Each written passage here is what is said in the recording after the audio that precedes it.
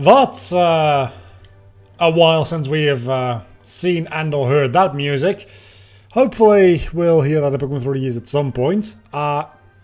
This is the first time I'm using this emulator since reinstalling Windows. This is also the first time streaming since I, did the Ocarina of Time. Why is the alert box off screen? You can't see it anyway, but it was off screen. Since the last time I did a lot of live streaming, I had a couple of changes into my PC, and one of the results of that is that sometimes when I'm rendering videos, my PC will randomly just shut down, which is a real bummer. And I'm afraid that that might also happen during the stream. So if that ends up happening, streaming is just not going to be a thing for the next little while. If that doesn't happen, let's just hope it doesn't happen. The reverse lock, though, is what we're going to do. I think you guys probably all understand what this is going to be. If not, I will explain to you in a second what we're going to be doing here. Because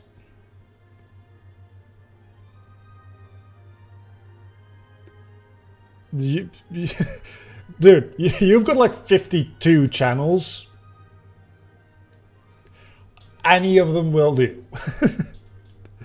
Anyway, so this is not a randomizer. This is a normal, every trainer is going to have the Pokemon they have in the usual game, as far as I'm aware. The only difference is the typings. And you might be thinking, oh, the typing's changed. Not quite. It's much worse than that. What is going to happen here is that all the type effectiveness has been swapped. So things that were once super effective are now not very effective. Things that were not very effective are super effective. Things that are usually an immunity, those have been switched as well. So as far as I understand, let's give an example here. Usually using a water type against a fire type will be super effective. That is going to be not very effective. Using I'm very bad with resistances. Using a fire type against a water type would usually be not very effective. That is going to be super effective. Then the immunities, using a normal type against a normal move against a ghost type would usually be... Okay, that's a very bad example. Using a electric move against a ground type would usually be immune. I don't know how that actually... I think that's just going to be neutral. But using ground against electric types, which usually be super effective, is going to be immunity? Maybe? I'm already confusing myself. I apparently also confuse a lot of you guys because two of you just left. It's going to be horrible. That is, like, bottom line. It's gonna be a horrible thing for me. And if we end up, when we end up losing the nuzlocke portion, I might keep going as just like a fun normal playthrough. I might not, I don't know. It depends on how well the streams go and a lot of different things, honestly. But I just realized that does mean that the first fight anyway, we're going to be super effective against our rival. Because we are going to go with... Well, I'll let you guys decide what my starter is going to be. But say we choose Froakie. Usually, the rival fight would have Chespin. But that is now going to be super effective in our favor. That's actually really good. Little V, V-Meister, Big V. You know what? Anybody got any suggestions for good nicknames? I am early. I was just sitting around here for 20 minutes waiting for the stream to start. I figured this is all introductory bullshit anyway. Let's get that going so that we can actually have fun starting at 8 or 9 or like 3, depending on time zones. Anybody got any suggestions for my nickname with my rival gang?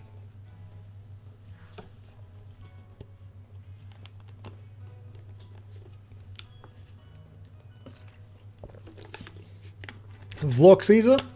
I hope that you're not getting a baby anytime soon because you're not very good at coming up with names. Neither am I, to be honest. Neither am disappointments. I'm gonna keep disappointment in mind for confused. Honestly, confused. That describes me really well. And even more so throughout this. Confused.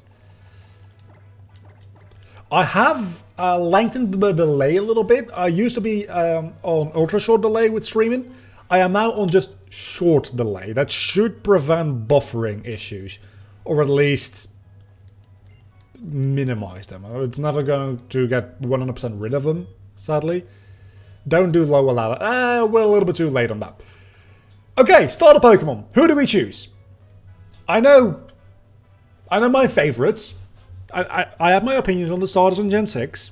But I'll let you guys choose. Do we go with Chaspin, Fennekin, or Froakie?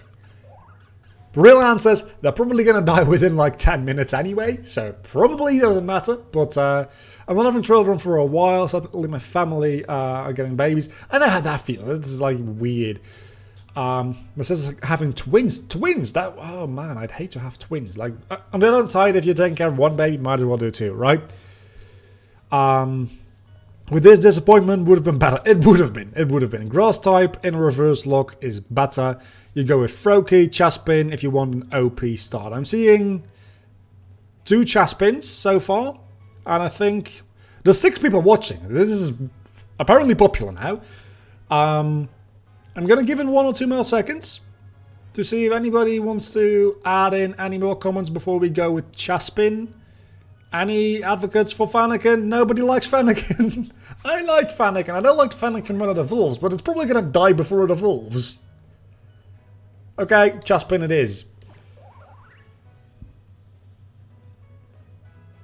Okay, you do like Fennekin. I like Fennekin as well. I don't like Delphox. I like Fennekin. Actually, Fennekin is probably my favorite first stage evolution in this generation. So we're going to call this... what are we going to call Chaspin? I was going to call him Disappointment or Letdown, but Chaspin... Well, Chestnut is a little bit of a disappointment design-wise.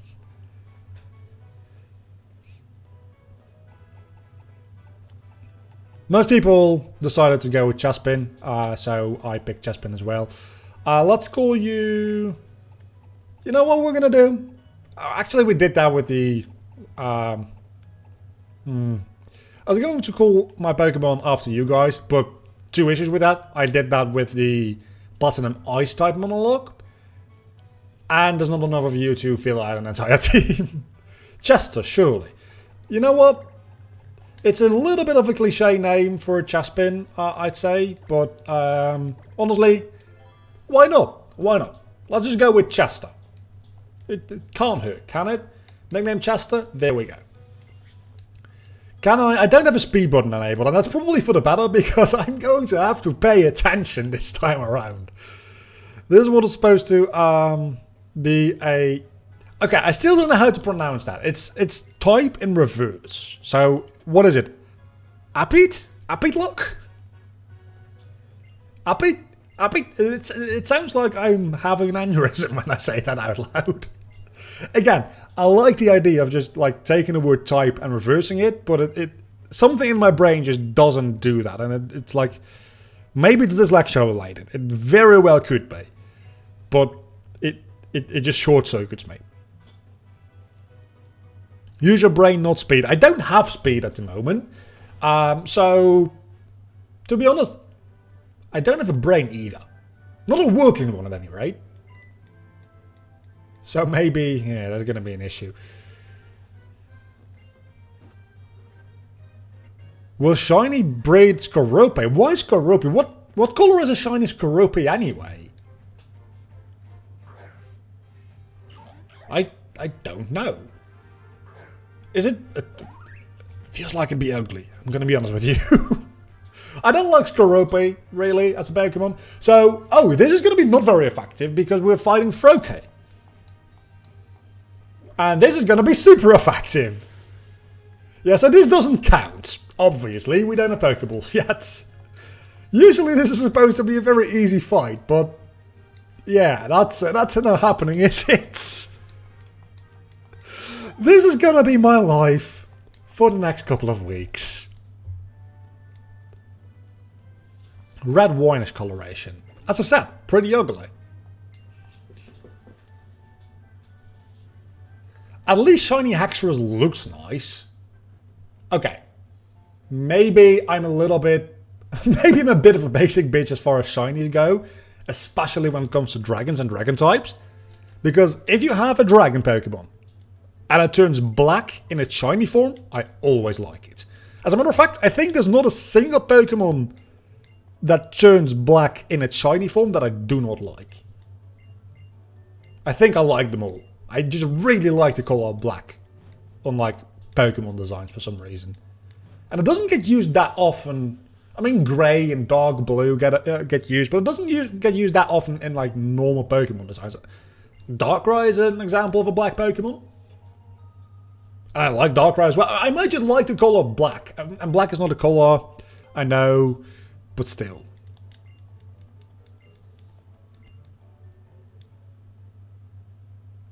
With this ROM, Water Sport is quite useful for water types. Wait a second, what does it do? What? You're gonna have to explain that one to me, because will it make super effective water types even more effective?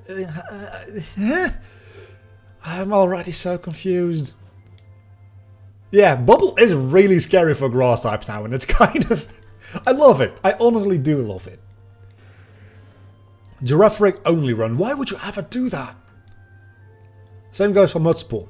Halves the damage from fire types. Oh, so it becomes neutral again. That is actually just how that move should work. I mean, that's how that move works to begin with, but it's always on Pokemon that resist it anyway, right? So, yeah, those moves actually become useful now. I didn't even think about that before. That is amazing. By the way, how is the volume? Am I too loud? Is the game too loud? Too quiet? Anything? It should be good, but I always do like to double check with the people watching. Don't you like give me free items or something like that? I think you might. A free potion. Honestly, I'll take it. Can't buy Pokeballs. I'm gonna use the experience share, by the way. I know this is not where you get it. I don't know where you do get it, but when I get it... Wait a second, can I buy Pokeballs?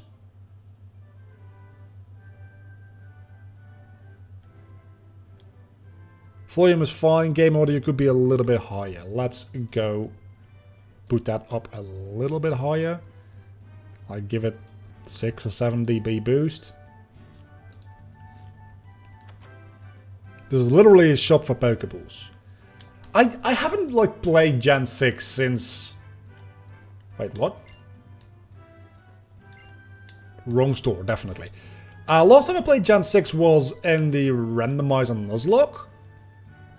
And then, it must be this one.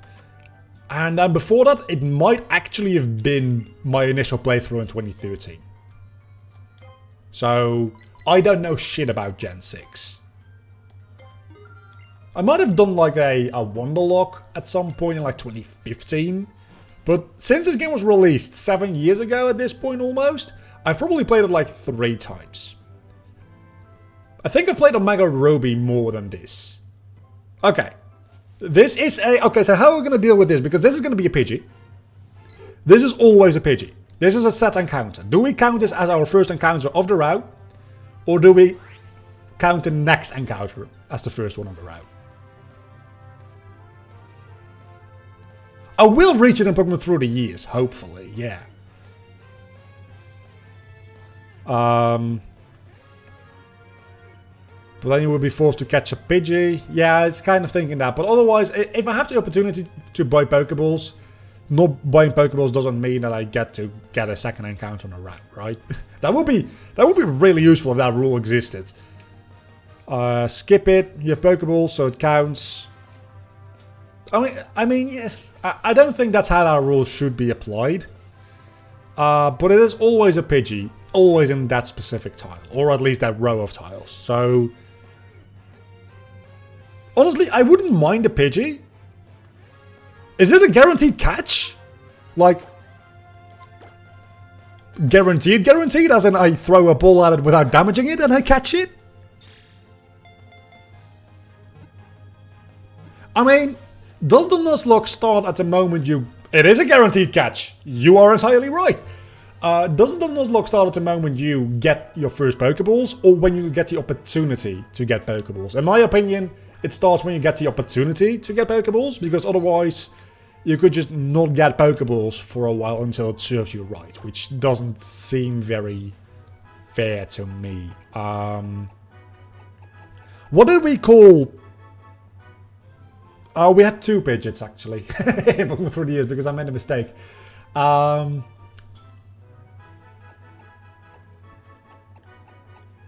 Nuzlocke starts when you get Pokeballs.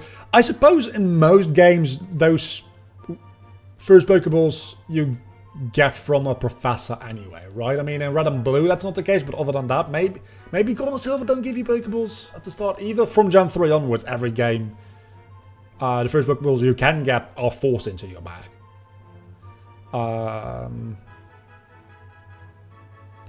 Let's just derive from names from standard Pokemon names. Yeah, I know, but just give me an alternative. Name them all the reverse names. Honestly, not a bad idea. Not a bad idea at all. At least for this Pidgey, we're going to do that. So this is going to be... Okay, we're going to change the names a little bit to make them pronounceable, but... Well, Yakdig is not that bad. Yakdig is not that bad. This is Yakdig the Pidgey. Yakdip. Oh, did I misspell it? Did I really? Yakdig. I made a typo. It is Yakdig now. Not really much you can do about it. Pidgey Yakdip. Yeah, I'm an idiot. You guys should know this by now. I'm a total fucking idiot. Honestly, this is not even something that I should be misspelling, right? Because the name of Pidgey was literally on the screen. I was just trying to make things work in my head, and honestly, I do think it pronounces better with the G at the end, but it doesn't matter that much. Yakdig, the digging Pidgey. If Pidgey could learn dig, I'd teach this one dig, for sure. Just because it's a digging Pidgey. Talking about digging, Bunnelby would be... You see where the issue comes in with just naming everything in reverse. I will make no promises. What do you want me to promise you? If you catch a Bunnelby, trade it for Farfetch'd. You can do that. Is there an in-game trade for Bunnelby and Farfetch'd? Because I might take the Farfetch'd. I mean, I have got a Pidgey. I mean, a Yakdig. Yakdig, right? Oh, Serena gives you Pokeballs. So okay, in that case, I totally, man, talking is difficult. I totally could have skipped that Pidgey encounter. If you actually get Pokeballs here, that's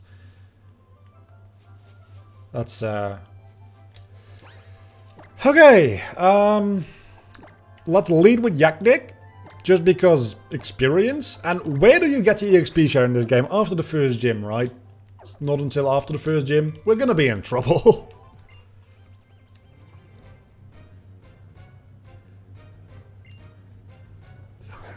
I mean, if I'm gonna name things in reverse, I'm not going to keep the capitalization. I'm going the Y is gonna be capitalized in that case, because otherwise it's really gonna mess with me a lot. Again, I'm going to probably change some parts of the names up a little bit to make them a little bit more pronounceable, and that doesn't do a lot of damage. But I like the name Yakdig, honestly. Beat the first gym, then you get the XP share, so enjoy some early grinding.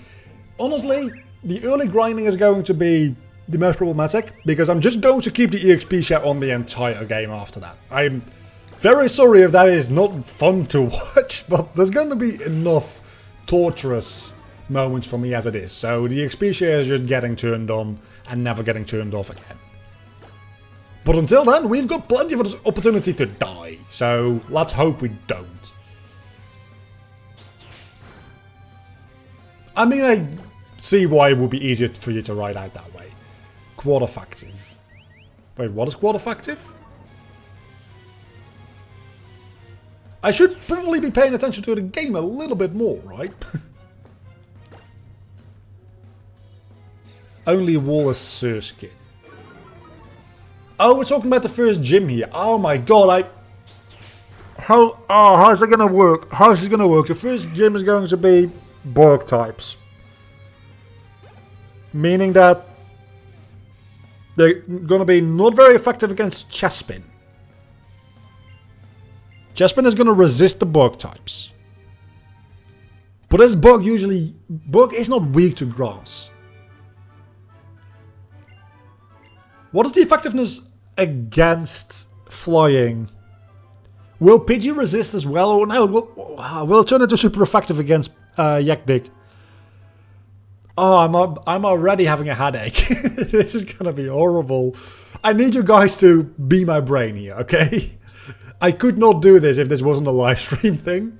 I probably need more help with this, sadly enough, than I did with Ocarina of Time. With Ocarina of Time, I needed your help. With this, I require your help. We have an encounter here. So let's figure out what that is going to be. Chespin's Vine Whip will be quad effective against Pavilion. That is good to know. Chespin will resist Bug and Flying. But yes, Surskit, just look at the effectiveness, mate. I mean, I've got the chart somewhere. I probably should just pull that up. This is a real good moment to go into Chespin. Weedle. And we're going to call this thing Caterpie, right? Right? Or Ladu. We could call it Ladu. Or Caterpie. I mean, Caterpie is kind of the reverse of a Weedle, in a way. I mean, once it evolves, it doesn't make a lot of sense anymore. But that actually goes for every Pokemon we get, now that I think about it. Yeah, the whole reverse name thing doesn't really work anymore when things evolve, does it? At least not as well.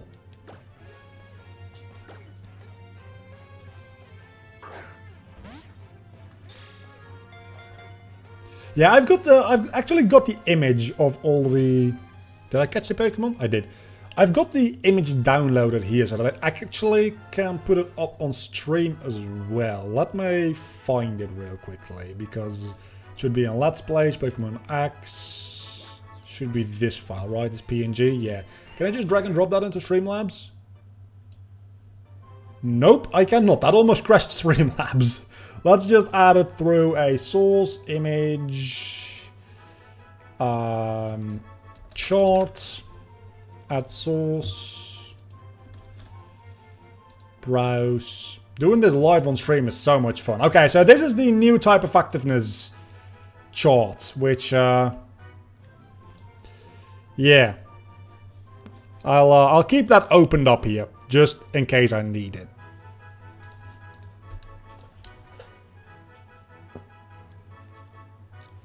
I'm gonna go with Eldu. Eldu is actually a nice... has a nice ring to it. Let's go with Eldu. I like the idea of calling it Caterpie, but... no, that's Elweed. That's what French people... Oh no, French... They say le, right? Not L? That's what... What is L? Is that Spanish? That's what Spanish people call weed. Elweed. Spanish-Dutch people, Elweed. I don't even have to fight this dude. I'm loving it.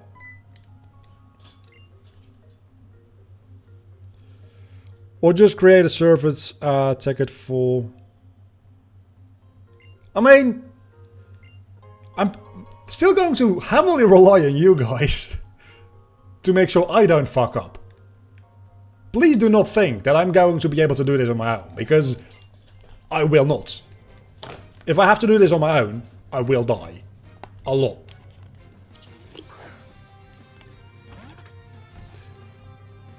Don't scare me like that. I thought I was gonna be offline for a moment there. Scatterbug is gonna be weak to Chester, potentially. Oh, I will fail and I will cry. I'll hate myself and I'll cry myself to sleep and I'll start drinking a lot. And everything will go downhill from there and I'll document the entire thing and make a very underrated documentary about it, which gets like 5 views on YouTube after I die. It's all going to be Dominic's fault.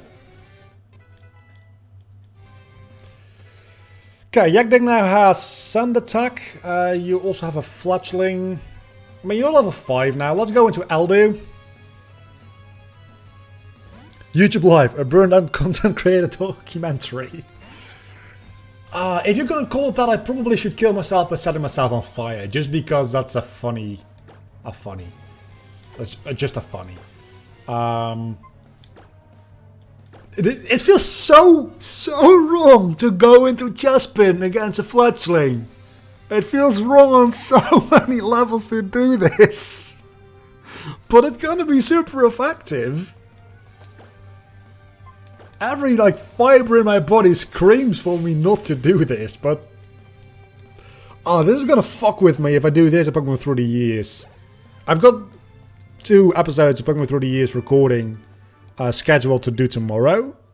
This is gonna fuck with me so much. Doing both of these side by side. Gasoline is cheap right now, you could do it. I would have liked that one. I would have liked a Pansear. Which actually, I mean, I know Chesser is getting a lot of attention here, but he's got an easy type to, like, wrap my hand around this, okay?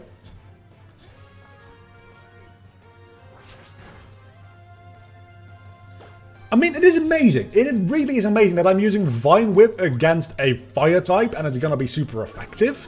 Right? It is, I think. Yeah, I knew that. It feels weird though. It really feels weird. It is amazing. It's really fun. It's gonna make for super weird stuff. I just don't know how to feel about it yet. I like it. I really do. There's no bot there. I just really like it. I've got rollout. Okay, so that's going to make things more complicated because I have no idea what resists rock. Steel? So that's going to be super effective against steel Pokemon. I think. Don't need to give you a potion.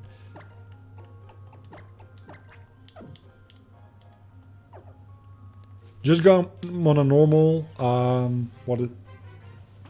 Fair enough. Normal types actually just work against pretty much everything neutrally anyway, so might as well. That's actually not a bad idea, using a lot of normal types when you are not sure. The most OP types are Ice, Normal, Grass, and Bug. Because they have the most weaknesses usually. I'm presuming that's the logic there.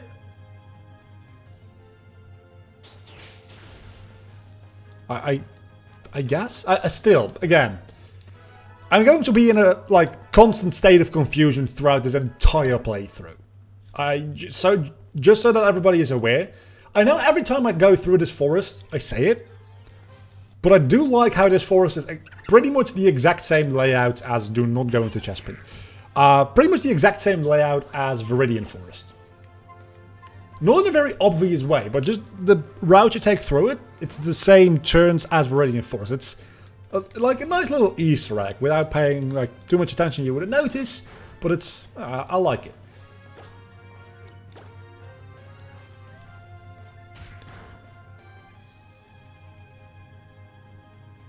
Or not effective against a lot of most weaknesses. Yeah, I'm just gonna take these as they come, one at a time, because it's gonna be impossible to wrap my head around all of this. It took me like 20 years, and I still don't have all of my resistances down. Honestly, by the end of this, I might be better at remembering resistances than I was before, because that's always my issue. I pretty much know what's super effective against what. Resistances, I'm not very good with. For some reason. Mostly because I mostly ignore it, I think. And that is at least partially to do with the fact that that I tend to just power through things when possible.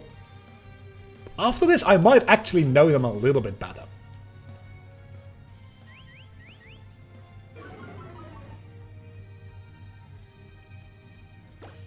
I do like this for us, yeah. Resistances are still difficult as some weaknesses do not equal resistances and vice versa. That's probably the issue I have, yeah. It's like... what is a good example? Rock and flying. It's more so... It's more so that when something is super effective against you, it doesn't mean that you are going to be not very effective against it. Rock and flying was the example I was going to give, right? Because rock is super effective against flying types, but flying is neutral against rock types, right? I think? Now I'm not sure. But I think that's how that works. I think that is where I mostly start having, like, logic issues in my brain. Is, well, surely, when you're super effective against me, I'm going to be not very effective against you and the other way around. But that doesn't always end up being the case.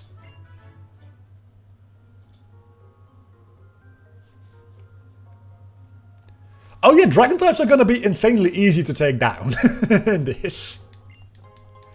Because usually the issue you have with the dragon types is that they resist the base elements, and they're still going to be pretty strong, obviously, but the most common types, they resist.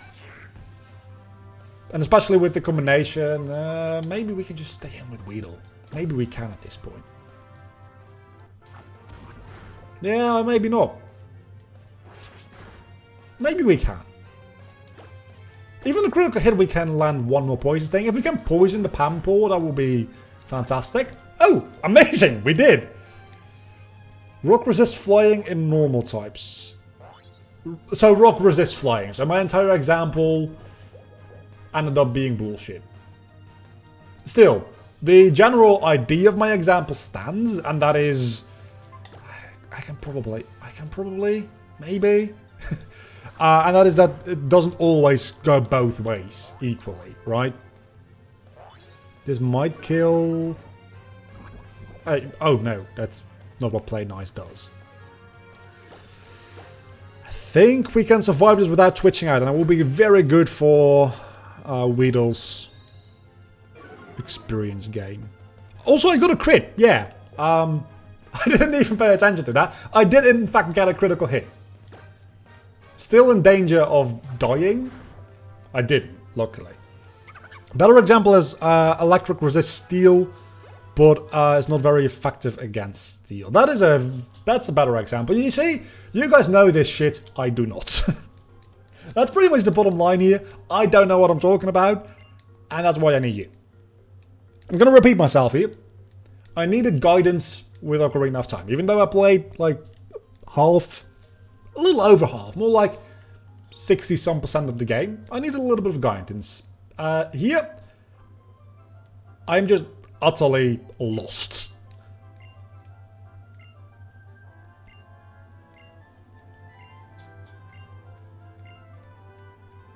I mean, you don't need to know your resistance as well. The only thing I need you to do is tell me what to do, so that when I end up doing the wrong thing, I can blame you instead of myself.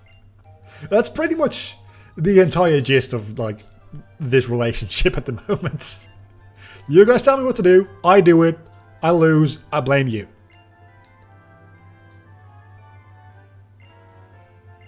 Drag the newbie nuzlocke through all gens with a soul link. Need to know my stuff. That sounds like actual torture. I think the Geneva Convention has something to say about that, honestly. I think that's illegal. Going through something like that with a newbie. That is a repeat encounter, obviously. I need to beat the game again. Your people, always so useful and helpful. It's a Burmay.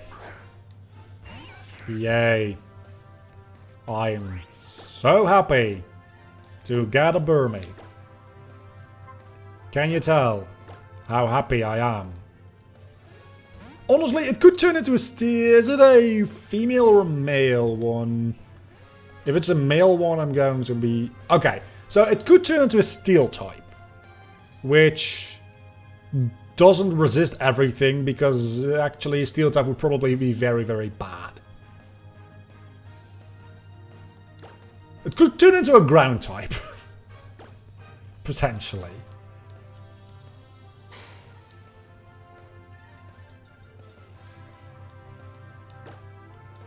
I don't like... Have you ever seen a naked mermaid? There's a screenshot floating around the internet of the anime where there was a burn without its bush around it. It's weird. It's real weird. Ever since I saw that, I don't like Burmy anymore. Honestly, never really liked it that much. Also, yeah, I know that was very risky for me to do, but what are you gonna do? It's just a Burmy. If I end up killing it, so be it. Steel one of the worst types in this ROM and has 10 weaknesses. Yeah, usually Steel is really defensive and nothing can even like hit it. You're probably not gonna want Steel types in this. I realize that now, yeah.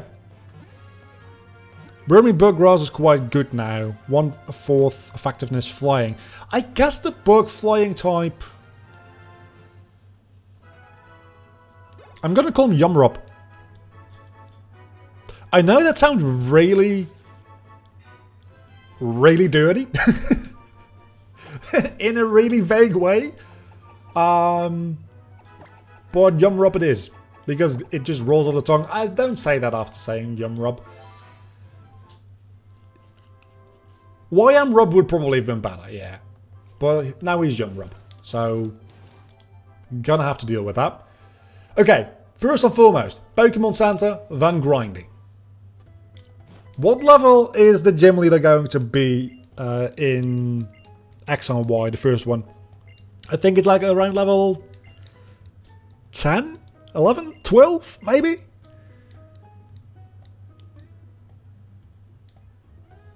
Maybe. I don't know. Right of the city is another route. You are entirely right. That's where I lost like... or almost lost in my randomizer. I lost quite a lot there, I think. I remember fighting a Celio in my randomizer on nuzlocke there. Is that right? Does anybody remember? I feel like I fought a Celio here. On Route 22. Against this bitch. Now I remember. Yeah, definitely it was a Celio here. I remember now. I remember. That was not a good time. Also, that Celio was massive. Surskit's level 10, Pavillion's level 12, so level 9 would be about good.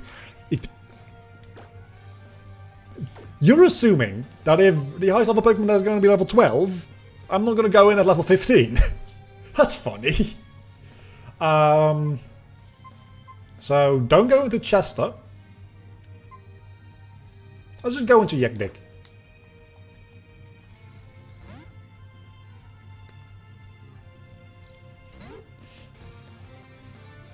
That being said, it's just a Surskit and a Pavilion. I have something to do with the Pavilion, and Surskit, I probably can take care of Surskit. I mean, it's going to be annoying typing-wise, but it's also a Surskit, so its stats are like... kind of like a wet paper towel.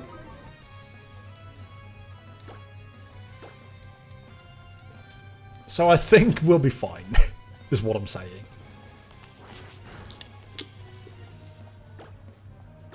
I mean, even a Spiritomb or Sableye, I know Fairy type is a thing, in Gen 5 or before, right? Sableye is just not that good, because it's not that good. Okay, we've got a flying type move now. Things are starting to get more complicated slowly but surely. We're going to get a Kakuna.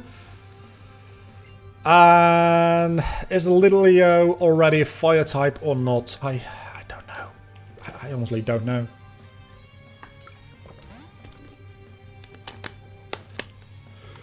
Use some sand attack with on Surskit with Pidgey and sweep with Chespin. Is Surskit really going to be that much of an issue? Oh, you only have Protect. That's that's a thing. Sableye is awesome. No one will ever... I don't like Sableye that much. I was really hyped when Mega Sableye was a thing, and then I realized actually that doesn't help it at all. Sableye is... okay, I don't hate Sableye. Sableye is just a little bit of a disappointment. Litleo is fire normal, so this should be super effective.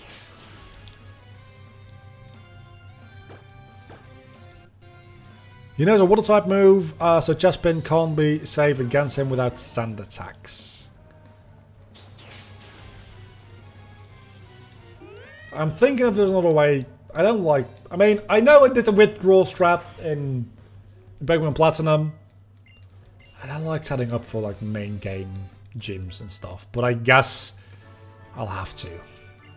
Maybe we get something in here which can help us. Who knows? Oh, first and foremost though. Eldew is going to evolve. Grimmsnarl and Sableye are my favorite. Okay, Grimmsnarl actually not that bad. In like 4 months from now, when I get to everything wrong with Generation 8, I'll talk about that for like literally half a second before moving on to the next Pokemon. But I actually like Grimmsnarl as a design. That's Gen 8, right? Is that Gen 7? I think that's Gen 8.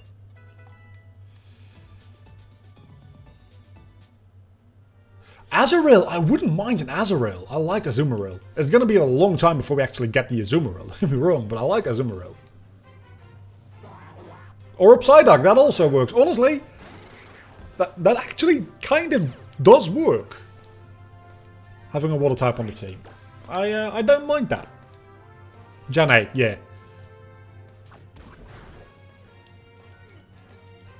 Well... Oh, trollish as in, like, you can use them to troll. I was going to say that neither of them really resembles a troll as in its design, but they are really good to troll people with. Yeah, that they are. Because they have Prankster. And that's also really why I don't like them. I always... Prankster Pokemon always give me an issue. At least they did when I battled more competitively. Again, Pokemon Showdown scoreboard I did was the only competitiveness I did ever since, like, start of Gen 6. Well, midway through Gen 6. I did a little bit competitiveness. Let's not kill this Psyduck, actually. I did a little bit of competitive, like, casual competitive battling. That is a weird sentence. Up until right around, like, the time of Omega Ruby Alpha Sapphire. I remember... being involved in a community when Mega Rayquaza was banned from Ubers and Anything Goes was introduced. That's right around the time I also just, like, kind of fell out of it.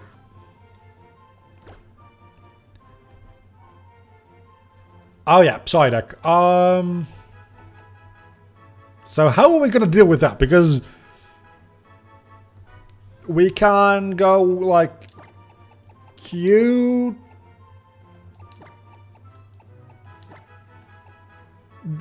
Q-Disp.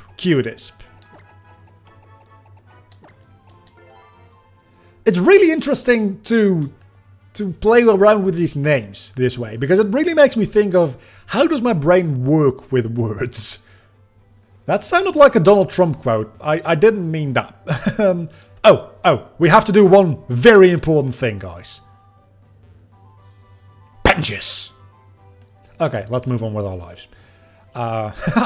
Okay, I know that joke is like older than most people on YouTube at this point, but I just can't get enough of it. Benches, fucking love benches. Everybody lost their fucking mind at being able to sit on benches, and then it never really was a thing again.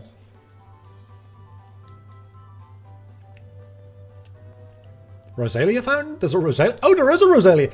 Look, I'm just always... I've never noticed the fact that there's a Rosalia there. It's just these benches, dude. They grab your attention and just run with it. Okay, so what are we going to do leveling-wise? I'm going to go probably everybody up to level 9. That seems fair, right? And if during the grinding either Chester or Yakdik gets up to level 10... so be it. It's not going to be my goal, but... Oh, there's some trainers I can actually fight before going into wild battles. So happy I didn't get a Bidoof.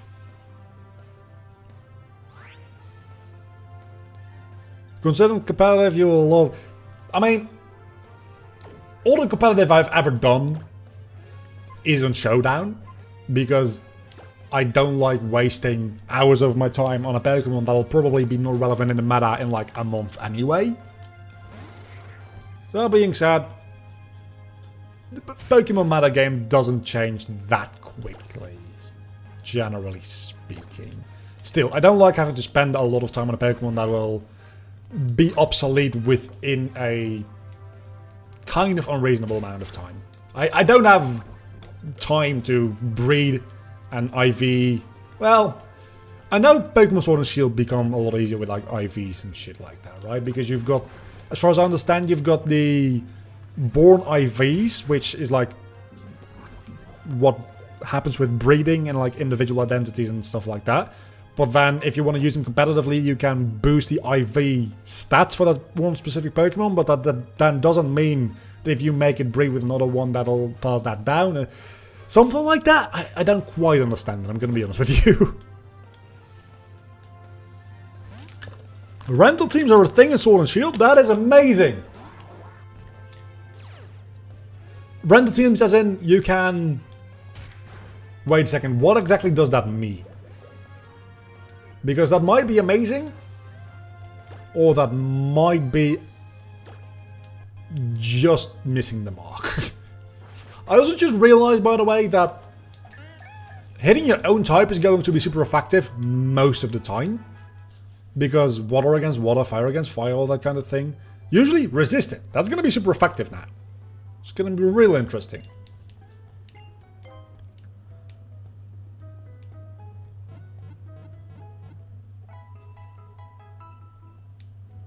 I mean, the biggest thing why I like Showdown over having to breed the Pokemon itself is that if you want to, like, try out a weird set, you don't have to spend, like, hours breeding and EV training and getting the moves for a Pokemon that ends up being shit. Rather, you can just make the Pokemon, test it out, test its team dynamic, make a different Pokemon and just swap things in and out and see how it works that way, rather than, like, building a team and testing a team on Showdown takes like an hour, right? Building and testing a team in the same way in-game, even with a lot of quality of life improvements, takes like a day. Just as a comparison, like, it takes a lot longer. So that's why I don't like it. Anyway, I've been ignoring chat for a while. Showdown is easier indeed, however, the Switch makes the entire process easier. Yeah, I can see that. Wow, that didn't do a lot of damage. Like, at all. I have a few battles ready. Someone can share Steam. Other people can use it. Okay, that's not bad. That's not bad. That's not... Honestly, if Pokemon, for competitive purposes, just made a system like Showdown where you can just say, I want this Pokemon with these EV and IV spreads, with this nature, and... Okay, I'll give them haul items. You'll have to go out and find the haul items yourself. If they really want to, like, have a reason for you to play a single-player world, I'll give them that. But other than that, I just want to be able to edit them like a spreadsheet and then fight with them. Just like on Showdown. Unless they do that, it's not enough for me. And I know that's a really high bar. That's never actually gonna happen. And that's why I don't really care.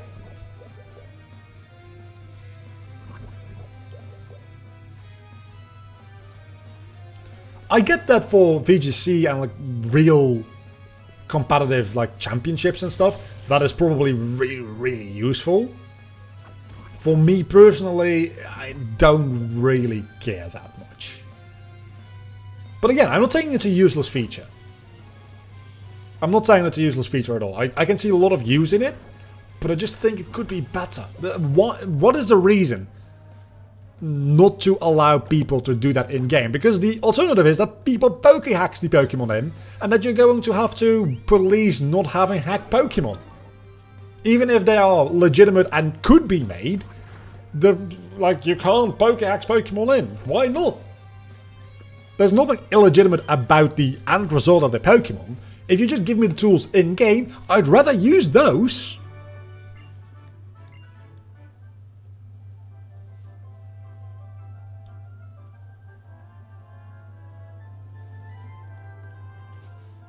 Anyway, that's my opinion on this bullshit.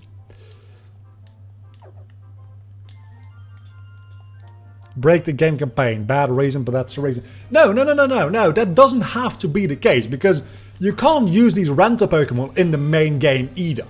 So if you can just have a battle box or whatever, how it works now with these renter Pokemon, but just have a system where you can modify and custom make your Pokemon for just competitively battling, and you can't actually use them in the main game. I'm assuming that these renter Pokemon you can't actually use in the main game, right? Because if you can, that still breaks the main game.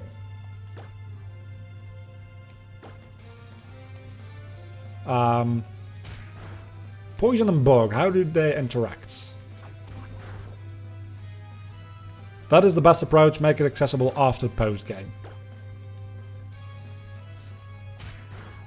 I mean, not even that. I just honestly think that if you go into an online battle, you should just have a lobby where you have a separate box of Pokemon from the main game, where you can edit them in there. You can bring the Pokemon from the main game and use them, but you just can't bring the Pokemon you created inside that lobby into the back into the main game. It's not that difficult from a design perspective to come up with this system. It's just they still haven't done it, and that misclick. That's my bad. Renter teams are only available for Battle Tower and Wi-Fi battles. There you go. Just use the rental team system, but make them customizable. Just make that a customizable system with the same restrictions, the same system, and that's exactly what I want. And it doesn't have to break the main game, because you can't use it outside of the Battle Tower and Wi-Fi battles. So there's no reason for balance purposes not to do that. I heard somewhere that the idea about that to have a specific competitive PC where you can create your teams and go with them into a competitive battles, simulation battle. That's exactly that is what I mean.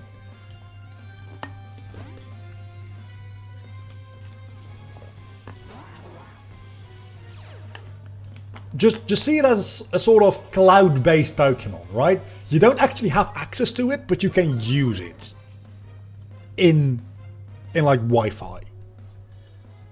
It's not locally stored. Well, it's probably locally stored in a technical sense, but for the metaphor, it's not locally stored in your game. You can only use it when you're in the cloud. Okay, I just stopped making sense.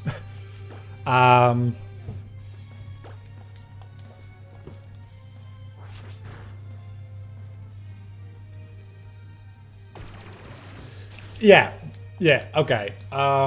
Any trading card game is multiple times worse, because that has the same issue. And Yu-Gi-Oh! Specifically, I know, but I'm assuming things like Hearthstone and Magic the Gathering, especially, I know that is a very expensive card game to get into, have the issue of if you need to rebalance or rebuild your deck because the meta shifted, you need to buy a lot of new cards, and oftentimes pretty expensive cards. The issue with that also being is that, from what I can tell, is that the meta shifts quite quickly in a lot of card game communities compared to something like Pokemon, because I feel like new card releases happen more often than new Pokemon generations come out. So the meta in those games, from what I can tell from the outside looking in, gets shifted so much that it's actually really expensive to keep up with the most up-to-date, usable, competitive deck. I mean, I'm going to be grinding for a little while until everybody's level 9 anyway, so don't you worry about me trying the gym. Because you're going to be here when I die. I'm thinking, by the way, Aldo, it's going to be level 10, because it'll evolve into a Beedrill. And that'll just a little edge, little tiny little edge, might actually be a good thing for me to have. Meta shifts about 3 to 5 months for... I'm assuming YGO is Yu-Gi-Oh, by the way, right? Just clearing that up. That is really quick. While rules changed 4 times in the last 8 years. Yeah, okay, so it is Yu-Gi-Oh. I know that their rules are all over the fucking place.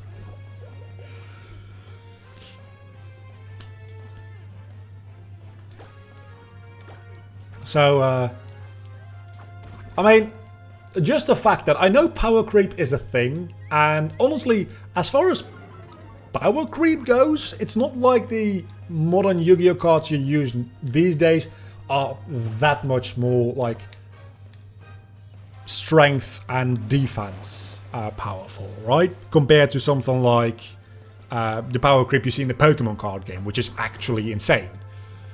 Which probably has mostly to do with the fact that in Yu-Gi-Oh you have a life point counter as well, which doesn't change, so they have to balance the game around that, I'm guessing.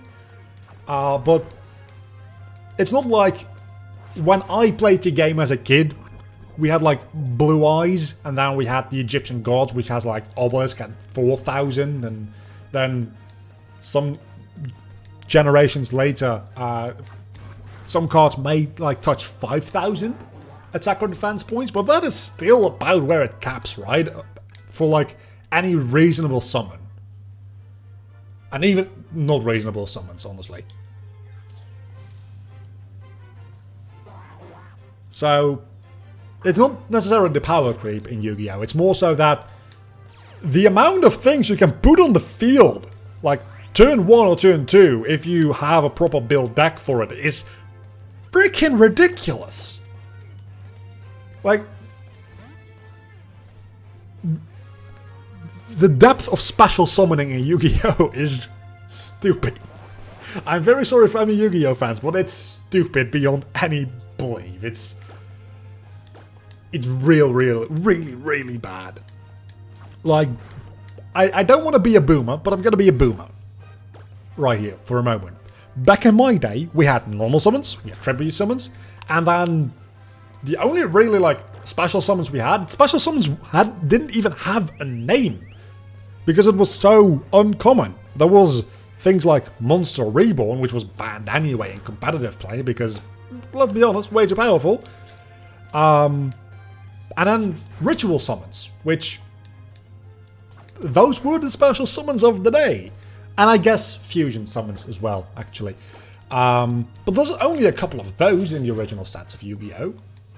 So, yeah, most kept at 5,000 attack, unless you're an anime.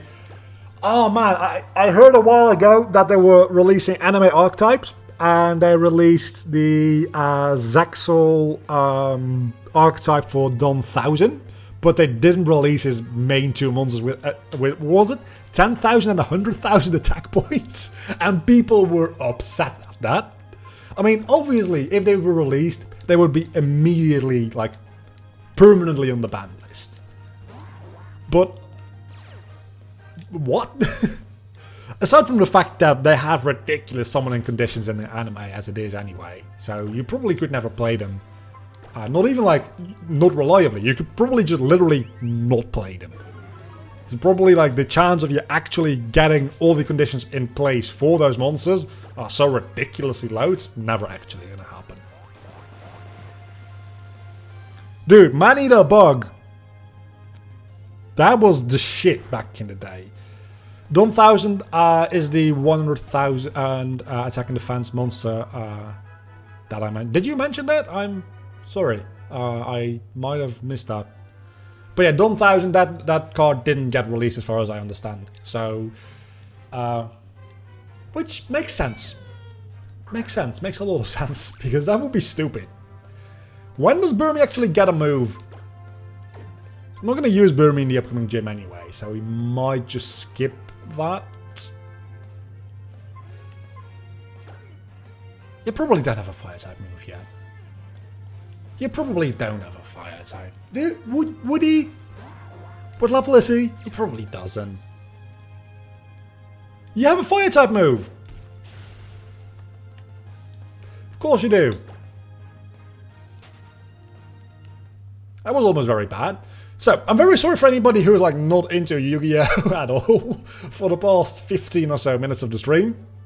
But I just had to get all of my frustrations with Yu-Gi-Oh! Again, I don't really keep up that closely with Yu-Gi-Oh! But I am subscribed to a couple of Yu-Gi-Oh! Channels, and it's like a source of nostalgia, and every now and then I like dip a little bit back into it and see like, oh, what are like new cards that are being played now, and what kind of strategies and archetypes exist, and then I'm like, okay, I'm out again, because I'm not actually going to get into it, because that will require me to like read up on a lot of things, which I don't feel like reading up on. So that is my position on Yu-Gi-Oh! Level 10 attack, level 10 tackle, and level 15 bug bite. That is not that bad. Boomer Talk Yu-Gi-Oh! Cards did not have 4 oh man. That's not just Yu-Gi-Oh! I mean, Yu-Gi-Oh! Cards are really bad. Okay, one last thing about Yu-Gi-Oh! Cards and then I'm going to move on. I promise. Yu-Gi-Oh! Cards are particularly bad with that, especially with the pendulum monsters, which have a pendulum effect and then a normal effect. It's stupid how many ladders of text are on that single card. I feel like card games in general over the last 20 years have increased the amount of like just random shit they throw on the cards with text. Come back. Yeah, we were just about to end off the Yu-Gi-Oh! Discussion because I figured it's been about 20 minutes. And I'm playing Pokemon. If we were playing Yu-Gi-Oh! That would be one thing. I'm playing Pokemon. I'm trying not to go into like a rabbit hole Yu-Gi-Oh! Wise. Especially since I'm not even that deep into it. So I probably couldn't comment on a lot of things anyway.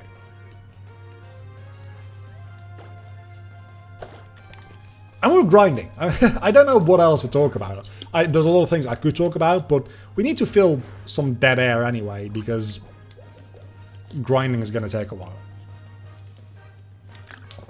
EXP share is going to make that a lot more doable for us in the future.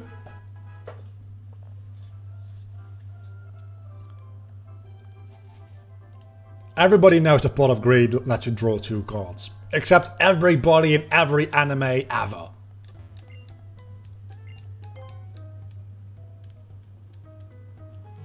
I think I even have a Pokemon Through the Years episode in either season 2 or 3. I think 3.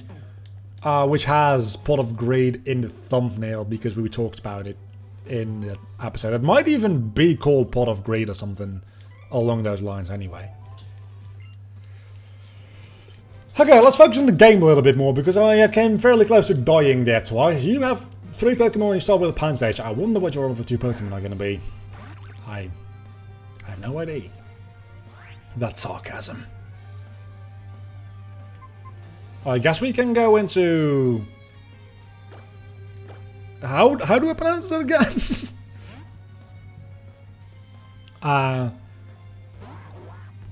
Q-Disp. Q-Disp, that's what it is. Q-Disp. Like Q-Depth. But what is Q-Depth even? What is that even? Where do I know that word from? Q-Depth. Q-Depth. Q-Depth is the number of I/O requests that can be queued at one time on a storage controller. Each I/O request... Okay, it's a computer technical term. That's why I know it. Because... benchmarks. That's pretty much it. Benchmark stats, Q-Depth is just a thing that's always listed. I don't really care about it. Though, I'm guessing with my new drive, my number increased for that. So, that's good, I guess.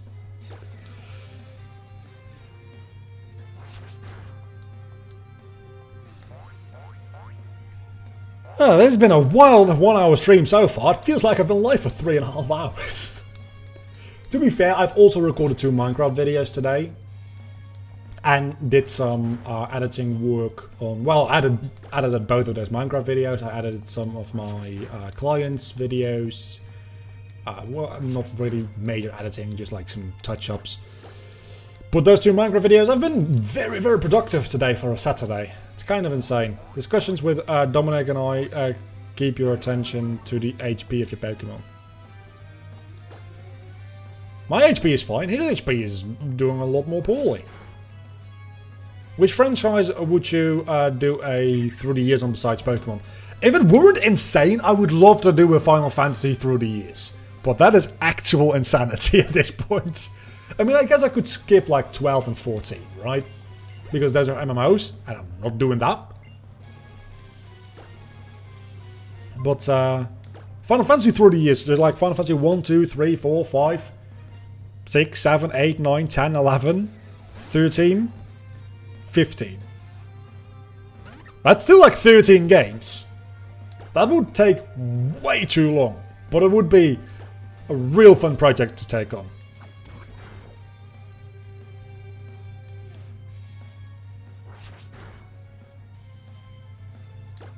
Final Fantasy through the years, through the console years, pick one for each console, better manageable. So that would be like Final Fantasy 1 for the NES, and then Final Fantasy 6 for the SNES, I think. Final Fantasy 10 definitely for the PS2. Final Fantasy 7 for the PS1. Final Fantasy 10 for the PS2. Final Fantasy 13 for the PS3. And a Final Fantasy 15 for the PS4. That's just 6 games. That's still going to be longer than Pokemon through the years, because that's 7 games, because there's a very low chance that I'll end up doing Gen 8. But every Final Fantasy game by itself is much longer than any Pokemon game by itself. Especially the later ones. Final Fantasy 1 is not that bad, but 7 and 10 are long games. 6 I've actually never played fully, but I think it's pretty long as well. 13 isn't that long, I don't think. 15 I have no idea. What is he sending out? Shit. Fuck, I didn't pay attention. What is he sending out? Damn it. Other than that, I don't know if there's a lot of things that I would do it through the years of. Mario, I guess. Mario through the years. But the original Mario and, God forbid, Lost Levels aren't actually that, like, good. They're actually, like, pretty bad. So I'd probably do the original one, but the All-Stars version. The Mario Bros. 2 is a lot of fun. Mario Bros. 3 is overrated, Mario World is fun, and then I guess you just go into New Super Mario Bros. Because you'd probably want to keep it at the 2D and the 3D split. You could do a Mario 3D through the years. 64, Sunshine, Galaxy, Galaxy 2, Odyssey. That seems more manageable, Yeah. Probably won't end up doing it, but you know what? I might. At some point, I might. Maybe after I end off Minecraft, which might not be too long from now, because Minecraft 1.16, the release is right around the corner. I'm going to see what that does in like the first month after the release with the numbers for those videos. They're doing very shitty at the moment, which is fair, because that just, it really doesn't fit with the other content on my channel. Neither does Kingdom Hearts, to be fair. So maybe Mario through the years after I end off Minecraft? Potentially. Maybe. I'm not opposed to it, necessarily. I've only played Final Fantasy 1. The series, for some reason, doesn't really stick with me. To be fair, Final Fantasy 1, not a very good example of, like, the highlights of the series. Mario could be interesting due to the Switch rumors concerning remasters for the 3D Marios. If that is true, that would be really good for me. Because if I do it and that actually ends up being the case, views. So we have Final Fantasy, probably not going to do it. 3D Mario and 2D Mario, you could do separately. Probably would do 3D Mario because I'm very bad at 2D platformers as it is anyway. Rayman, but that will require me to play Rayman 1, and I hate Rayman 1. I hate Rayman 1 with a burning passion, you have no idea. And that will also require me to play Origins, which Origins isn't bad, it's just I've played so much of Legends, Origins just feels stiff and not that good. Legends is just so good that Origins becomes worse as a result of it. And that's not fair to Origins, but it is true. I mean, if the whole like JRPG Pokemon ignored because that's a separate subgenre from JRPGs, because you have got the whole team building mechanic, obviously. If that doesn't stick with you, and like, especially if like story-based games also don't really stick with you, those are the two things that that Final Fantasy does, and it literally doesn't do anything else, because no Final Fantasy game has ever been mechanically interesting. I love Final Fantasy, but no Final Fantasy game in the history of mankind has ever been mechanically interesting.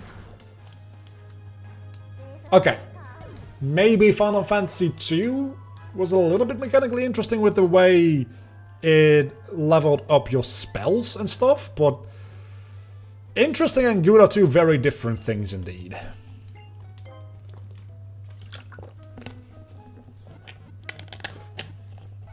No, you would not like to see me suffer through Rayman 1.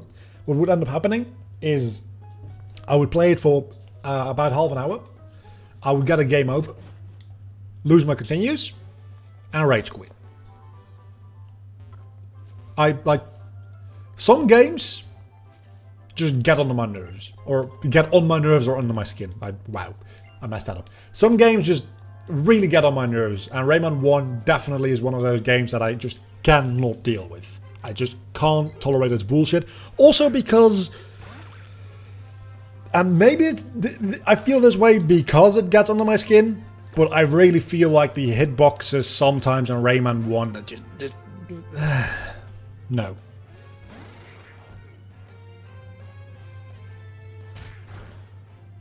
Mega Man? I've actually never really played much Mega Man. I played the one where you're like on the tiles for the GBA. The real, like, semi-real-time combat system. I like that one. I know it's very different from... It's also an RPG, I think. I know it's very different from what Mega Man usually is. But it would be potentially interesting to just play through the Mega Man games at some point. I still do want to. I have Mega Man 1, I think, on my Wii. And playing through that was a disaster, from what I can remember, because it's just brutally difficult. But that's every game that was released in those times. Maybe a Crash Bandicoot through the years, or a Spyro through the years. The thing is though, Pokemon through the years works because I take elements from one game into the next game. If I do Mario through the years, it's just a marathon of playing a franchise. It's not... It doesn't have that special, like, intergenerational mechanic to it, which is what makes which is why Pokemon through the years is, in my opinion, interesting. You know what I mean?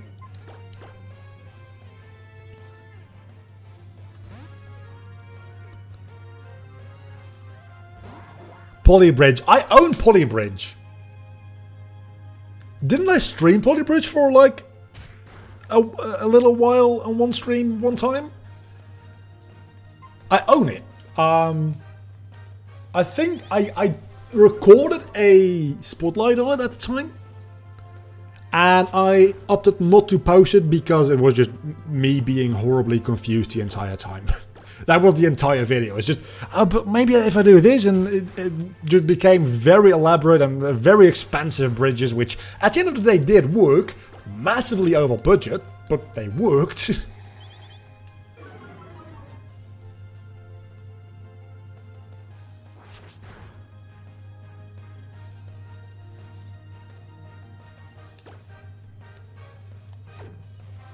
Now, usually my videos are just confusion. This was like at least 3 steps more than that. I'm gonna go into LD anyway. Honestly, I might at some point just stream some Polybridge if you want to. It's really, what I do create are horrifyingly eldritch, like, monsters. And my potential, like, Polybridge clients wouldn't be happy with me because I go massively over budget 9 out of 10 times.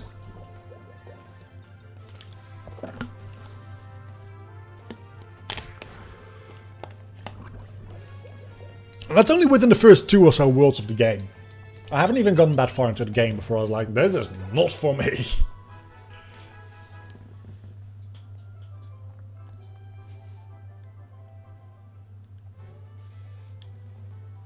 Metal Gear movies? What about them? That's another series that I really should get into, because I hear that Metal Gear is like pretty much Kingdom Hearts, but for, well, not JRPGs or action RPGs.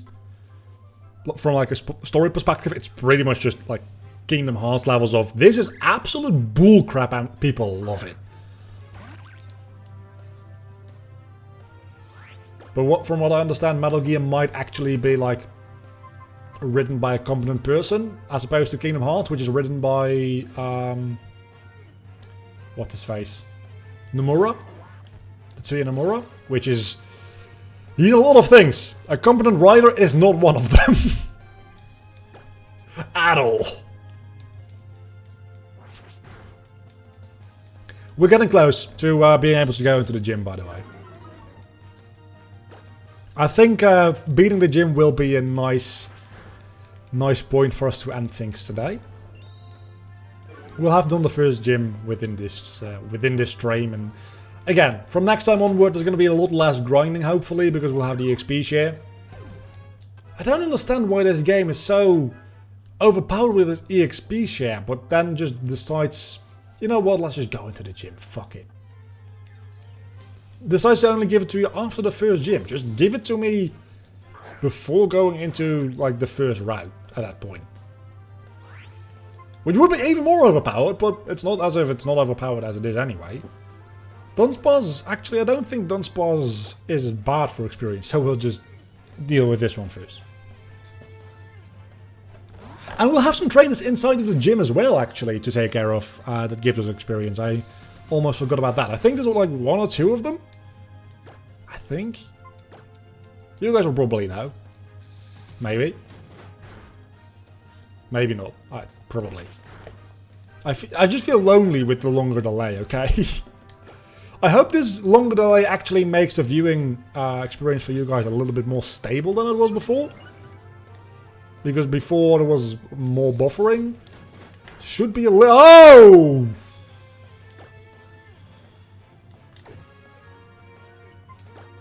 I've got a better idea. Let's poison this fucker. I'm talking so much today. I've got a little bit of a sore throat by this point. To be fair, I've done like 2 episodes of Minecraft, which is not constantly talking, but like it's an hour of recording and about half an hour of talking. And then I'm like an hour and a half into this now. So that's quite a lot of talking. It's not something my voice is used to anymore. At some point, I did like an hour and a half of content a day on YouTube when I had the time to do that kind of stuff. Shorter delay for me was better, as did not have any problems with buffering, but that's just me. But probably, I mean, I'm guessing that has mostly something to do with, oh, that's gonna be resistant, right? Yeah. That's probably mostly got to do with the fact that we're in the same country, right? So, that's what I needed, thank you. That's what I'm guessing. But we're going to need to switch out, I think, because we're gonna die otherwise.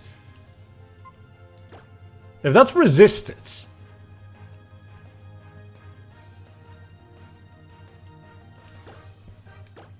Maybe Yaldic?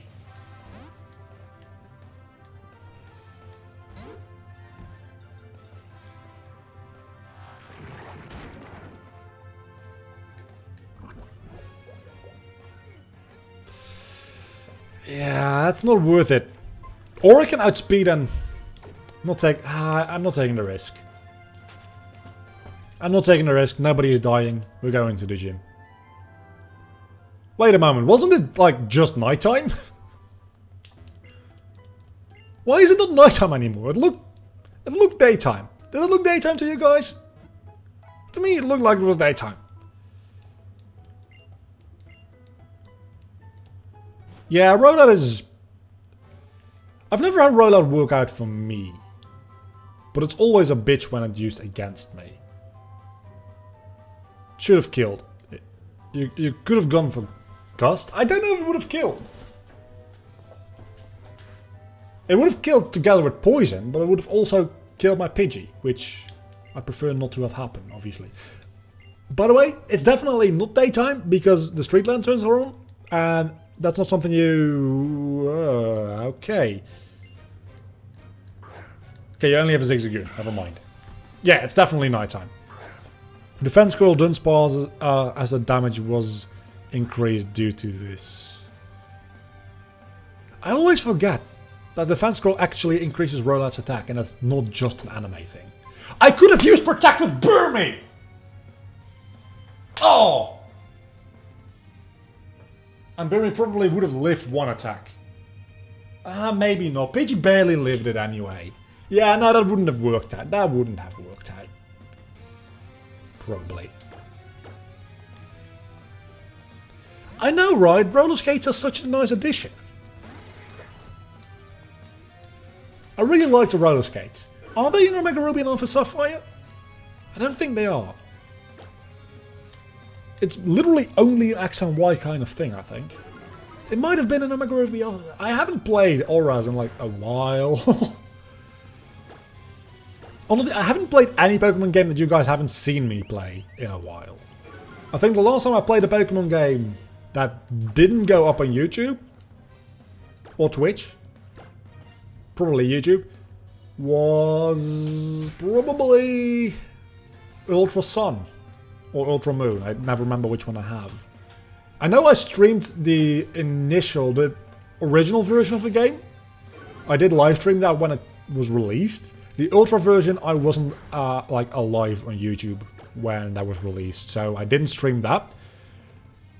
That might have been the last time I played a Pokemon game without streaming or recording it.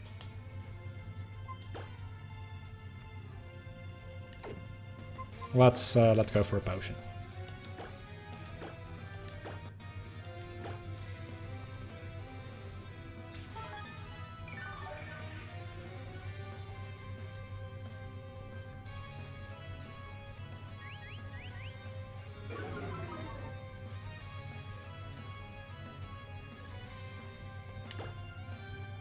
I don't know what you're talking about anymore at this point in chat.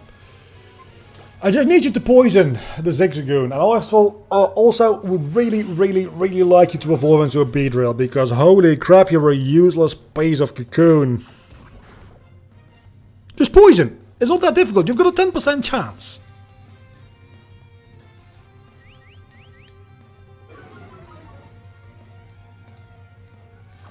Please? At some point he's going to have to poison it. Played Ultra Sun, Ultra Moon twice. One a normal, one's a mono flying type. That is a interesting typing. Mono flying. Never touched it after that. I honestly didn't mind Sun and Moon and Ultra Sun, Ultra Moon that much. It's just the obvious thing with Ultra Sun and Ultra Moon is it's not that different from Sun and Moon. Yeah, but have you played Emerald? Have you played Platinum? It's not a new thing for Pokemon to have a third game. Okay, this is the third and the fourth game, granted. But just seeing Ultra Sun and Ultra Moon as the definitive versions of those games, I actually don't mind them that much. I actually quite like them. I've just never replayed either of them. That being said, same kind of goes for Gen 6 in general. I replayed Omega Ruby, I think, once. And then I did some series like Nuzlocke on Pokemon X. But other than that, I've not really been on the 3DS games like at all. Granted, it's because they are a little bit more tricky and a little less stable to emulate. So that probably has something to do with it, but still. It's so similar to Sun and Moon that it hurts. Again, okay, Platinum actually is a bad example, because Platinum is distinctly enough different from Diamond and Pearl to be almost excusable, but the only reason we as Pokemon fans think of Platinum as acceptable is because we are used to the bullshit that we got sold the same game again with a couple of little tweaks. It's been happening since Yellow, and Pokemon just does that, and when it is a little less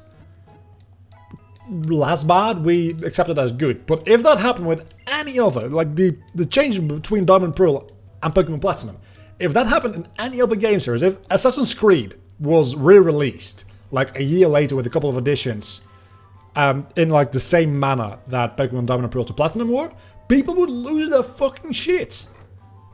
So I think there's a lot of things wrong with the Gen 7 games. I think Ultra Sun and Ultra Moon being too similar to Sun and Moon is a valid criticism, but not if you don't also have this criticism of literally every sequel game ever. In Pokemon series, that is. But are they the better versions? Everyone knows that Emerald and Platinum are better than the originals, but Ultra Sun, Ultra Moon are by taste. I don't know. I think they are. I think they are the definitive versions. I think there's not a lot of cases to be made. I'm not saying no cases, but I'm saying not a lot of cases to be made for the original Sun and Moon to be better than Ultra Sun and Ultra Moon. I think they're still both fairly low on the list as far as like what my favorite Pokemon games are, but I think, I don't know.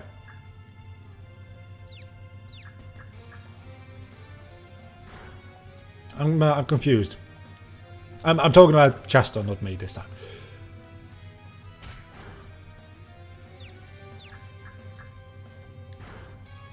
Could you please not kill yourself in your first, like, legitimate battle? I would very much appreciate that.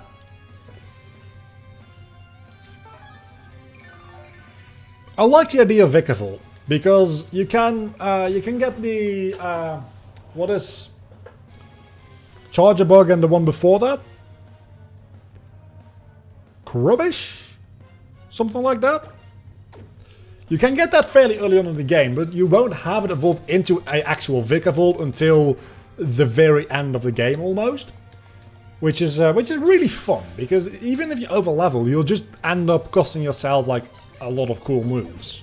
So you don't want to have your Charger Bug too high level, and Charger Bug isn't that bad of a Pokemon in of itself.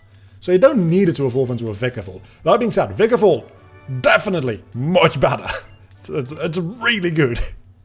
I really like Vikavolt. It's probably one of my favorite Gen 7 Pokemon, I'd say. I don't know if I'd go that far right away, but it might be. It might just be. I don't know. I'm thinking of Gen 7 Pokemon, and which one I'd like more than Vikavolt. It's really difficult to come up with even one. I think it might be my favorite. I also like Galishapod. And hello, Kakuna.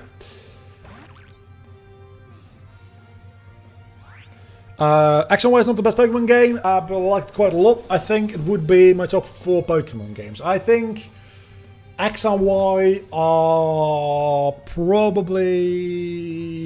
That's a good question. Where would they actually rank for me? I mean, definitely... I haven't played Black and White 2 enough to put them anywhere meaningful on the list. So we're just going to go with Black and White. Number 1. Black and White are my favorite Pokemon games ever. I was, like, for a little while, I was a little bit snobby about it because the entire internet was a little bit snobby about it. But I've left that far behind me. Black and White are so fucking good. They're definitely... If I had to choose one Pokemon game, or one generation, and I could never play any other Pokemon generation ever again, I'd replay Gen 5 over and over and over and over and over and over again. The region is a little bit boring and linear, but Black and White 2 fixes that. So in that regard, yeah, Black and White 2 are better. But the thing is, a lot of Pokemon games feel a lot more open than they are. Most Pokemon games are linear as hell anyway. So yeah, you are literally on a path on Black and White, but at least Black and White doesn't pretend to be something that it isn't, an open world game. It is linear, yeah. No shit. It's a story-based game. Those are usually fairly linear, otherwise your story falls apart. Anyway, Black and White, definitely number one. I don't know, X and Y? Honestly, they might be either second or third place. I don't know. It's really difficult. Because I do like Gen 4, but Gen 4 has some major issues as well. I think Gen 4 definitely would be my second place. At least right now. Maybe if you ask me next week, I'll have a different answer for you. But probably... counting like Platinum, especially post-game Platinum, is really, really good. It's probably my number 2. And then I'd say X and Y probably end up on the number 3 spot.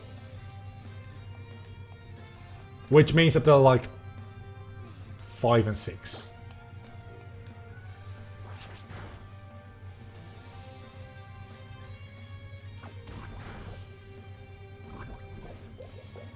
Let's switch out here, because otherwise, we don't need to switch out. We do not need to switch out yet. We're going to go get some more potions before we take on a gym leader. Same here, but for now my gen order would be Gen 5, agreed, Gen 8. Haven't played it, from what I've seen of it, not a huge fan. Gen 4, definitely agree, Gen 6, definitely agree. Gen 3, I'd probably put Gen 7 over Gen 3. I've played Gen 3 a lot recently. I've started to like it a lot less, and it was the first generation I played, so if any of them have any reason for me to, like, boost them up with nostalgia, it would be Gen 3. I've been playing a lot of Gen 3 over the last year, and I don't think I like it. I don't think I like it a lot. It's not as bad as Gen 1 and 2, but that's because Gen 1 and 2 are like, have a lot of oversights and are very buggy and all that kind of stuff. Let's stay in and then go into Chespin afterwards.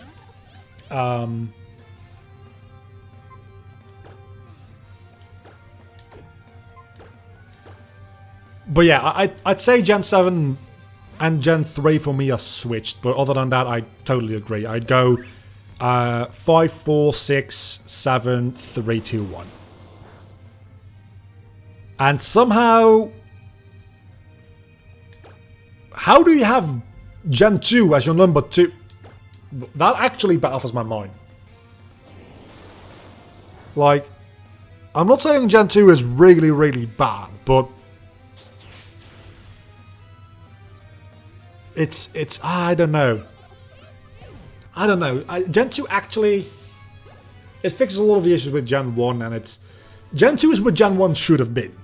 let's just say that. Comparing it to Gen 1 is really good, but comparing it to more modern games, which isn't really fair, I know, but I generally do not subscribe. Can I not leave? I can leave, right? Right?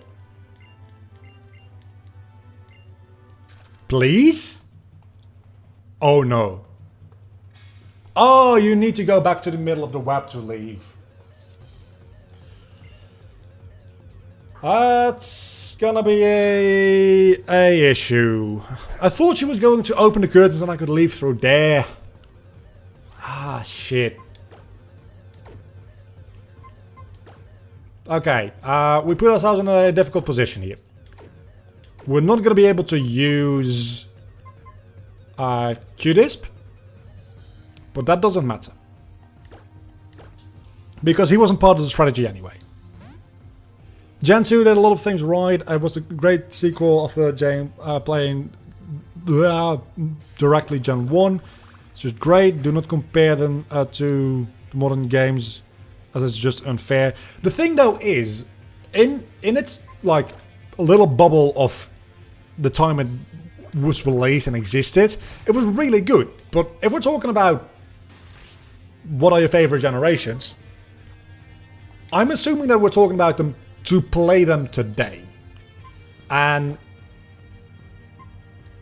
I do think it is fair to criticize old things for being not very polished and being old.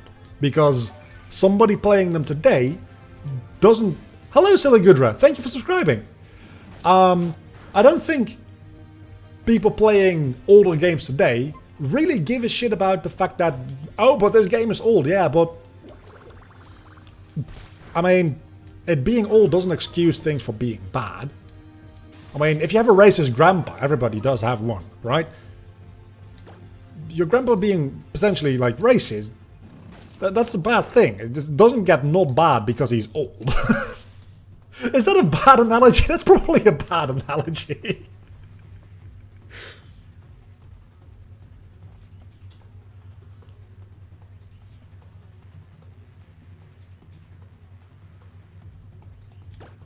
I don't know. I personally am not a huge fan of Gen 2, but at least you don't say Gen 1 very high up there. I can see why you pick Gen 2 up there. I personally disagree. That's everything to it. Oh fuck. Oh fuck. I wanted to go into Eldu. What did I do?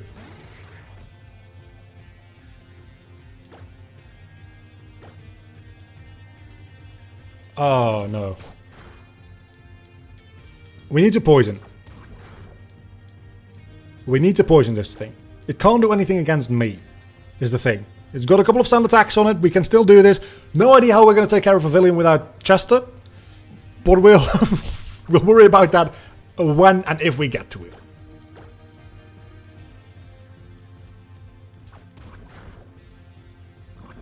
No. We'll still be able to do this. We'll be able to do this. We'll not have our Starter anymore, which is going to be a real big bummer going forward. But this is not the end.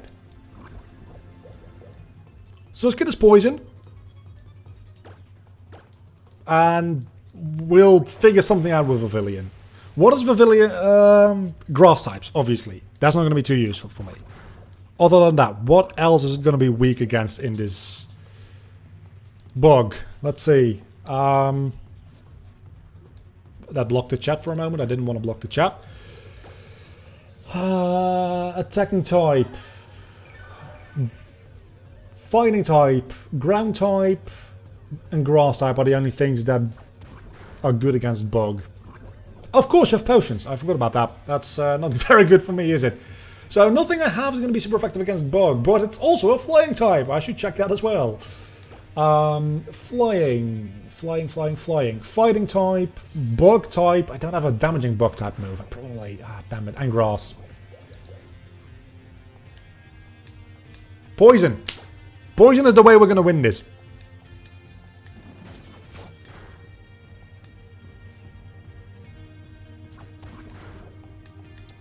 We're still going to win this. Don't you worry, guys. We're still going to win this. The Surge Kid is going to die.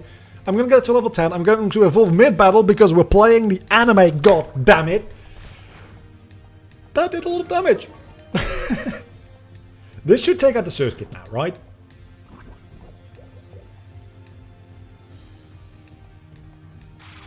I mean, I've burned and poison scummed a lot of battles before. That's not new. Using Sand Attack, that is new. Okay, Yagdig level 10, that might actually help me out as well. And Yumrob is also level 10 now. Water Sport has faded. Pavilion.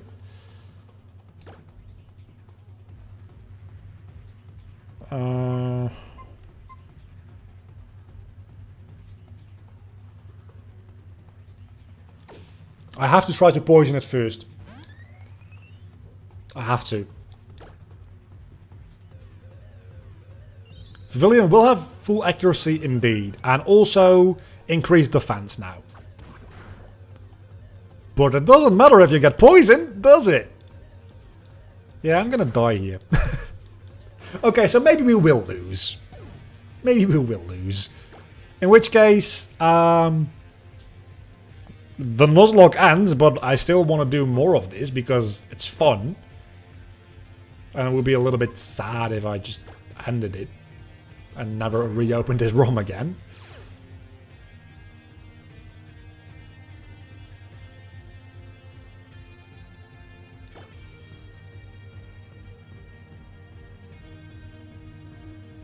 Yeah, I know Yagdek will not help me, but nothing really will help me, so I'll just end up having to... How will Water Gun interact with your new typing? Water will be neutral.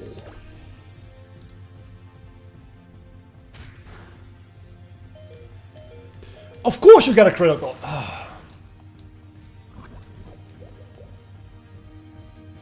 And you outspeed as well. So I'm just gonna die here is what we learned.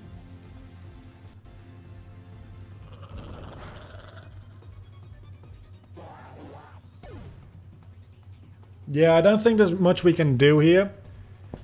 If we could have poisoned him, I could have tried to protect stall, but we didn't even get to poison. So yeah, Yagdek is going to die because Bug is going to be a huge issue here. And Yumrup is not going to be able to do a lot of it with just tackle. Why would you use Harden here? Give me a super crit. Like, one that does 50 times damage. Yeah, Infestation, that's what I was waiting for. If I had Bug Bite, dude. If I had Bug Bite. What was Sand Attack going to do? I was going to die anyway. Might as well try to do some damage just in case. I got a crit or something, right? Sand Attack wasn't going to save me at this point anymore. Oh, you take that very well, actually. Yeah, you take that just as well. So that's not really going to do much. And residual damage. Yeah, I'm done for. That's been a good one. Ah, that one just been switching. That one just been switching. That fucked it. I don't know why I did that. I honestly could not tell you why I did that. So the question becomes, from here on out, what are we going to do? Because technically speaking, that's the nuzlocke done. So should we just go through the rest of the game without a nuzlocke element? Oh, amazing! You died and now you evolve. Should we just go back in there and reset the nuzlocke because we wiped with our, like, everything we have anyway?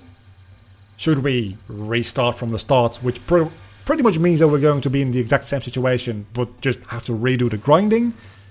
Are we going to just, like, not play this game again? Which doesn't seem ideal.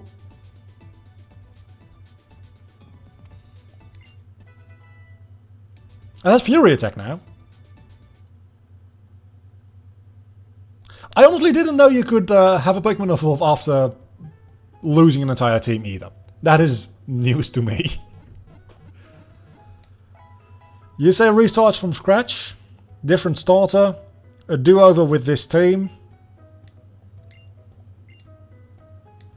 I'm personally leaning towards a do-over with this team. With, like, continuing the nuzlocke and just, like... That fight wasn't canon. That fight was a filler episode. Beedrill did evolve, did get its evolution in the filler episode, but potions. But that's, you know, sometimes filler episodes do weird stuff like that, right? It happens. So some potions, and then we'll probably be able to do it a lot more easily if we're paying attention. I honestly didn't think we'd be going into the fights. I misremembered how exiting that gym works. That's honestly not a bad idea to get some X items maybe, because I'm terrified. Potions. I wanted to get 10. Let's get 5. Why not get 8? Because I didn't want to waste all my money on it, and I like round numbers. I know 5 isn't a round number, but 5 is kind of like an honorary round number, right? Well, we're going to end the stream after either losing again or winning to this fight anyway. So it's been nice having you around, Subboy. See you next time. I'll probably try to stream next Saturday around the same time as well. I'm going to try to make that like a weekly scheduled thing in the foreseeable future if I can manage it. No promises there, but I'll give you the promise of my intention. Which, if you've followed me for longer than like a month, you know isn't always worth very much. But I'll try. I always get annoyed with myself when I can't keep something on a schedule, and I know on the other side of that is that if something is on a schedule, I often like feel obligated to do it, which takes a little bit of like the fun and just like high energy out of it. And when I don't feel like it, I like having the option not to have to do something. But generally speaking, I think just having things on a schedule works out best for everyone involved. So once a week on Saturday is going to be the schedule I'm going to try to stick to. And maybe sometimes I'll do another stream in between, and sometimes I won't do it on Saturday. I don't know how I'm going to deal with that yet.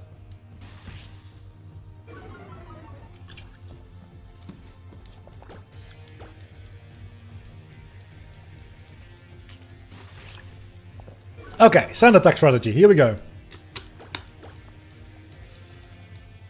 You're still hitting bubbles, so you're still dangerous too. Wow, that's a critical hit. You're getting so many fucking crits. It's insane. I don't like it. I really, really do not like it. Don't throw a Pokeball. That would be a bad idea right now. Okay, we can do this. We can. How many sand attacks until his accuracy is at the lowest? 6? I think 6. We are...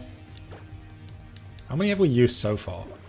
It says we've used 4 PP, but that doesn't seem right. Probably is, because what else would we have used it against? Yeah, Water Sport faded. Probably we are getting close now to maxing out sand attack. Yeah, 6 is the max.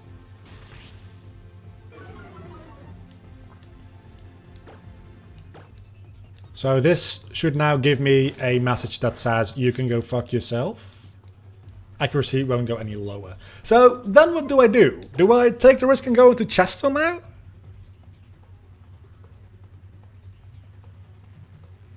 I still kind of like the idea of poison scumming Surskit. Especially now that Aldu is evolved.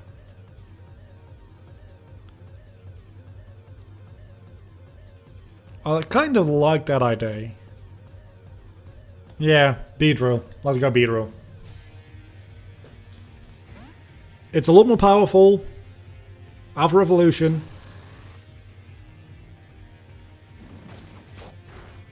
It can take a hit. It can even take a critical. That was such a difference. Or maybe Fury Attack, actually. Should I try to poison Scum with a Fury Attack? I'm gonna Fury Attack. See what that does.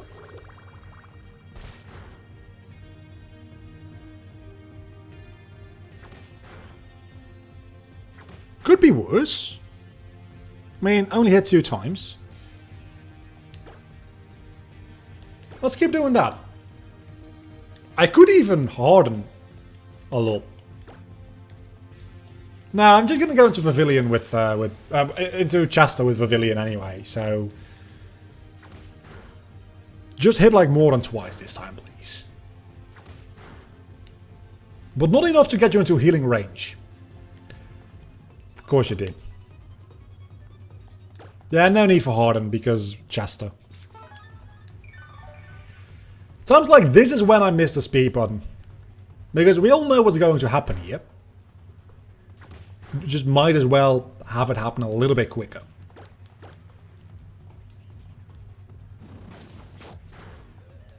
Okay, maybe paying a little bit of attention here isn't a bad idea after all. Okay, so this one, statistically speaking, the chance of me getting only 2 attacks again is like... I know that's sunk cost. Is it 3 times in a row I only got 2 attacks?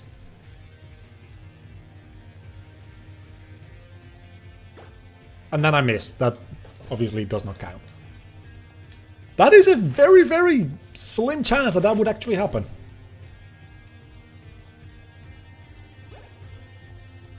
Okay, now Vivillion comes out and we go into Chester. You see, this is how the fight should have gone to begin with. This was the plan. Until I, for some reason, wanted to switch out into Chester against Surskit. And that was...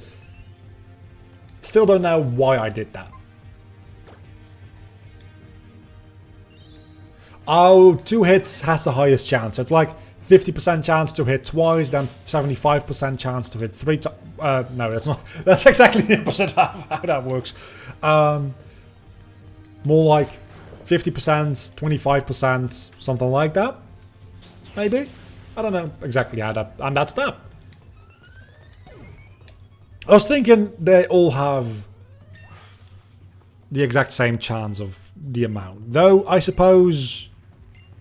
I actually don't know how that works. That'd be interesting to read up on. We have Bite now, which means that we can...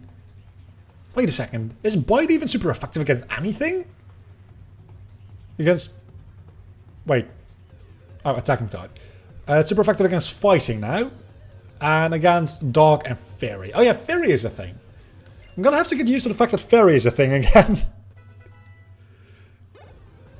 She got 5 crits and 2... What?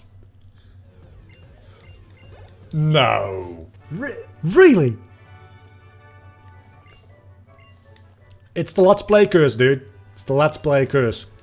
Oh, there's a screen recording going on. The game notices. And it increases the critical hit chance. It's a thing. It really is. Yeah, first try. And we got Infestation. Which is something you're usually not very happy about. Yeah, we beat her ass. She didn't stand a chance.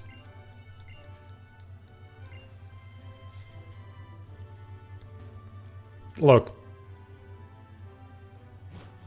I'm not sure what else we could have done there.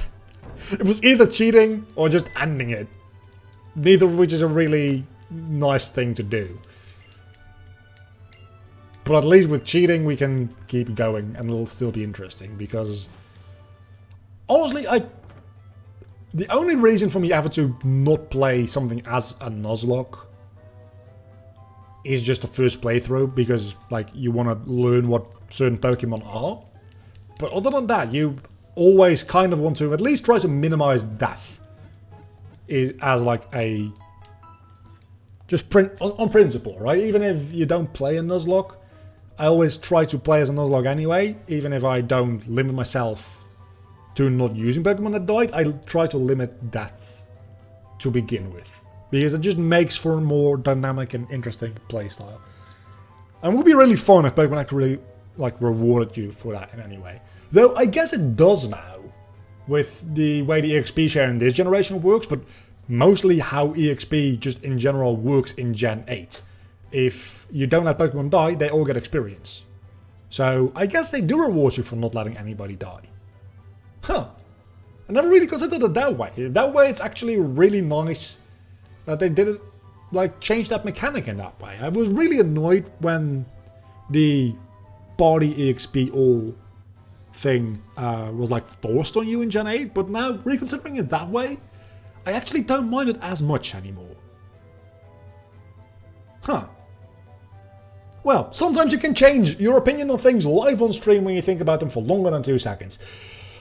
That's going to do it for us today. Thanks everybody for hanging out. Thanks Dominic, well Subbar's not here anymore, for making sure that I don't actually lose my mind in all of this reverseness. Thank you Silly Goodruff for subscribing. Hopefully you enjoy your stay here, and you will for years and years and decades to come. Maybe not, probably not. I'm not saying that you won't enjoy it, I'm just saying I have no idea what I'll be doing in a decade. Hopefully still being an idiot on the internet, because that's what I like doing. Anyway, I'm stalling. I'll see you all next time. Hopefully not disappointing you again. Bye. Where's the end stream button? There we go.